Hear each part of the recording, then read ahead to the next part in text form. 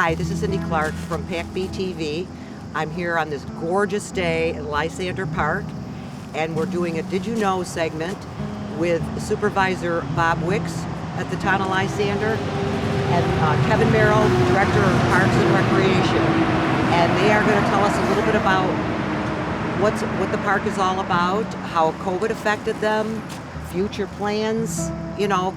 So Kevin, why don't you kind of start it out and let us know what we've got going here now, what programs we have now. Sure. So welcome to Lysander Park. Kevin Merrill, the new Director of Parks and Recreation. Glad to be here.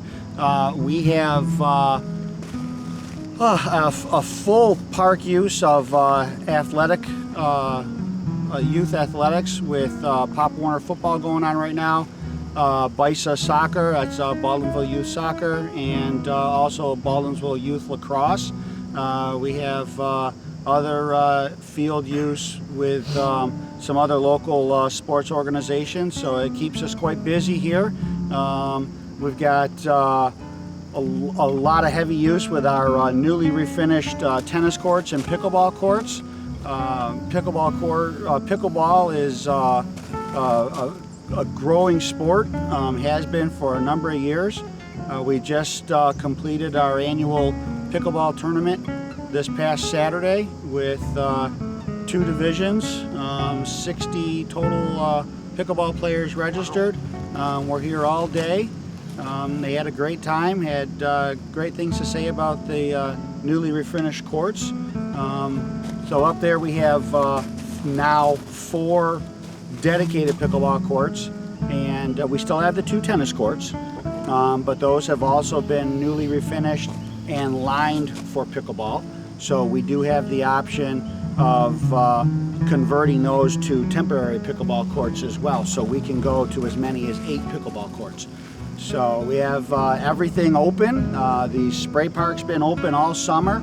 It's still open here in going on mid-September now. We'll probably be open for another week, maybe 2. Oh, good. I was going to ask that. Yep.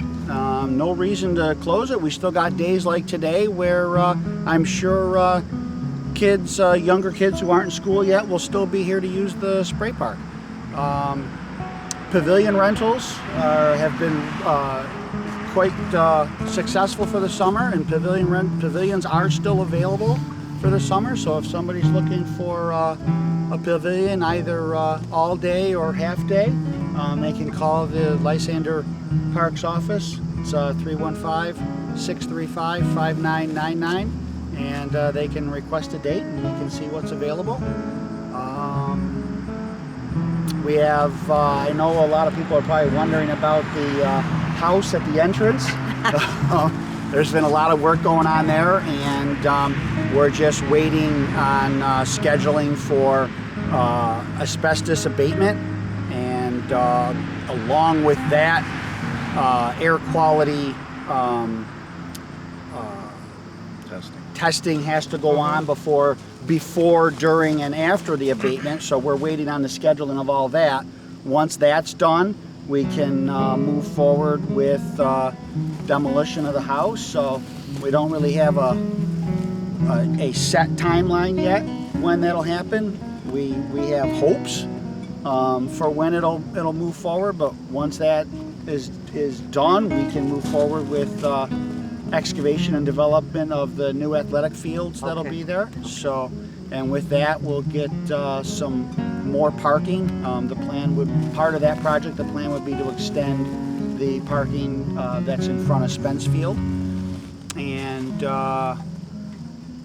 moving forward, we've got a lot of other plans for the park. Mr. Wicks, I know I go to the meetings and you've discussed certain plans for the future of the park that other areas have that would be unique to us insofar as maybe exercise equipment or, you know, that type of thing. Can you give us a little rundown as to what's involved there? We obtained a commitment from the state through Senator Mannion's office to put a fitness facility in the park, which is outdoor fitness equipment. So that outdoor fitness equipment, you'll be able to come into the park and do a total body workout. So it'll be like gym quality equipment. Our goal is to have it covered at some point, maybe initially, but there'll be probably anywhere from 15 to 20, anywhere from 12 to 20 types of pieces of equipment, and Kevin and I are starting to look at different facilities around the state and in other states to see exactly what we want to have, because fitness equipment is just like anything else. Some things are better, some things are not as good. So we're trying to get the best equipment in here that we can. So we have that $200,000 commitment from the state, and when we get that money, and that takes a little time to come in, it takes about a year at least, so it gives us a year to do all of our research as far as what type of equipment that we had. Then once we get that in here, you'll have a fitness facility that you'll be able to come in anywhere from 13 years old to 83 years old. We'll be able to use it because a lot of it's on body weight. And then Kevin and I were talking, we were talking earlier that we'd like to expand that, maybe have a fitness program up here where you could come up, you could certainly use the equipment on your own, or you could come up and maybe we'll have programs where you have yoga, or you have other types of Zumba that I know Cindy likes, Zumba and other things that we incorporate with our fitness facility and really get the park being used like that. Because what Kevin and I have been talking about, and Kevin's been doing a great job at moving these our projects along, is to have this so that it's the most amount of people from 5 to 85 can come in and use this park. And like Kevin said earlier, when you come in this park, and you said earlier, Cindy, that this park is always being utilized now. Before it really wasn't being utilized, but now we're starting to expand these different facilities. And certainly that pickleball, I'm looking over there now, and there's probably 30 people on that pickleball. 40. Yeah, and that's on any given day, nice day, that's the way it looks. Our biggest problem right now is parking. And we've been talking about that with some of these grants. And when we're talking, I know that people are concerned about their taxes. And one of the things, some people aren't really, don't really utilize the park like other people, but there's plenty of people that do. So we want to try and accommodate everybody. But when it comes to funding the projects that we have going here, we already got that $200,000 commitment for the fitness equipment through Senator Manning's office, another $50,000 through the state through Assemblyman Barkley's office, and then we're looking to get $100,000 through the county through Ryan McMahon, his office. That would be $350,000. Well, that would take care of most of what we want to do with that Spence Field. We just got the okay to do a $100,000 bathhouse facility, but we're looking at seeing what we can do with that, try to get the most utilization out of that. So that's $100,000 there. So we got money coming in, and the upgrades to the park are going to be pretty much totally funded through outside sources other than tax revenues. So people that are concerned about their taxes, which I have to be as well, that's what we've been bringing in. So I think that we've been looking at about $500,000 or $600,000 worth of grant money coming in. These are the type of things that we're trying to do, trying to enhance the park, but then keep the taxes down as well. Oh, excellent, good. Now, thank you very much for that, because it's very interesting, because it seems like there's a lot planned. It's very exciting. It's very exciting what's coming to this park, because I know I come myself much more now than I used to, particularly since I work with the flowers and, take walks around the path, and every time I come here, there's cars everywhere. This place is packed. It's wonderful. It's great to see. And going along with that, Kevin, what effect did you have with the COVID? Was that good for the park, bad for the park? What? So I was not here through the heart of COVID, but my experiences from talking with Supervisor Wicks, the likes of yourself, other staff, and my past experiences with other parks is there were certain areas of any given park, including this park, where COVID affected how something was used. So the basketball courts, for example, were deemed unsafe because of COVID, so rims were taken down. Playground equipment was regularly sanitized so that it could be used. pavilion rentals were allowed, but capacities were limited. I believe here pickleball and tennis was either not available or on a limited basis. Bathrooms, indoor facilities such as that were either severely limited or not available at all. But on an upside, what COVID really did for parks is it brought people out. And walking paths such as what we have here and what are available throughout the rest of the county were increased incredibly, like they hadn't been used in years. Athletic fields such as we have here,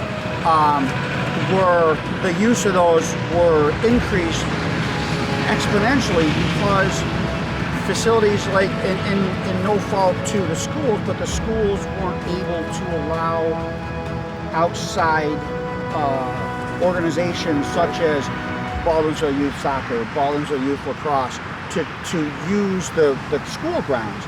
So no better place than a park such as Lysander Park, which could make those athletic fields available.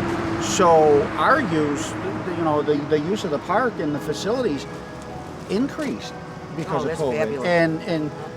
And piggybacking off of Supervisor Wicks's, not Senator, Supervisor Wicks's comments about the grant money, is a lot of the grants that we've been applying for, that's one of the points that they look for is how were you affected by COVID, either positively or negatively, because they look at utilizing that money to benefit the park based on COVID. Oh, okay. Yep. So, if our attendance and our use increased because of COVID, that's benefiting the community. And that's what the state and county governments are looking to do, is benefit facilities like this based on it. Oh, okay. That makes sense. Now, going a little bit different direction as far as I hear people talking about the painting the windows. Absolutely. Give us a little So rundown on that. I was met with Shelley Hoffman. Okay. She's with Heart Home and Community and in her own private business, and she wanted to make sure that we were going to keep the annual Halloween window painting event, if we'll call it, going. She's really big on community, and so are we. And I didn't see any reason, I had plans in my mind to get that program going anyway, but I met Shelley, and she was a real spark plug behind me to get that, to continue that program. So we've been working together and we've already been out in the village to many of the local businesses to get them signed up to dedicate their windows for painting. And this will be reaching out to the schools and hopefully getting a lot of the local kids signed up to paint the windows, because we know it's always a popular program among the kids, and we want to keep that going. So I know Bob and I grew up here, and I remember it from when I was a kid. Right. And I'm not going to tell you how long ago that was. Well, maybe we can get you. Maybe we can get you down there painting a window. Well, maybe I don't. Stick people, maybe. Well, Stick they're talking people, about maybe. doing the trick or treating at the same time too. And yeah, that's not official yet, but there has been talk that the chamber is looking to coordinate the trick or treating at the same time. Oh, as good. the window painting. You'll keep us advised. Absolutely. Or site or on Absolutely. Facebook or whatever. Okay, that's good. That's good. Well, I think we pretty much covered it here, unless anybody else has something to offer. Well, we have, just so that people know, the walking path is used quite a bit. Yes, it is. And what we did was, there's some land in the back, and we had it it would be on the south side of the park. That was virtually unusable for the park. But there was some land over on this side that a local resident owned. So what we did was we had an even swap. We swapped good land for use from our perspective, which wasn't any good for the use for this resident, and we swapped him some land which was closer to his residence because he wanted a buffer between his house and neighbors around. He wanted a little bit more land, but we wouldn't have been able to use it. Now we picked up an extra, I think 9 acres, right? Yeah. 9 acres, and no cost to the community. Wow. Well, No cost to the when I say community. no, there was very little cost Right. because we had to do some survey Survey, work, right. but it was a couple $1,000s. But Right. the land we were able to obtain, we're looking in the future, maybe get a grant to extend the walking path another half mile. So we'll have it'll be a much nicer usage, and there's plenty of trees down there that we can do nature walks and things like that. So we're thinking not only next year or the following year, we're thinking 5 and 10 years down the road.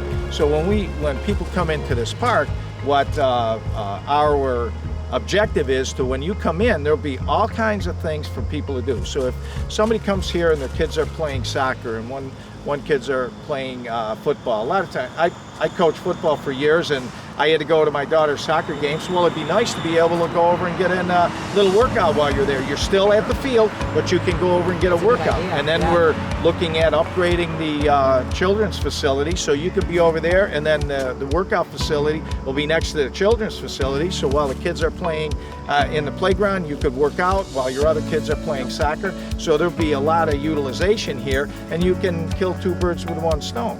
We're also talking about having food trucks in here while the sports activities are going on. So by next year, Kevin's going to have that worked out pretty well, so that when people come over, they'll be able to, instead of going home and having to cook dinner, they'll be able to get something to eat while they're here. So these are the type of things that we're working on, but Kevin's new, so we're trying, we don't want to just throw programs in. We want to make sure that any program that we do is a quality program. So we're going to take our time to develop these programs so that when we get through, people will say, that's a nice program.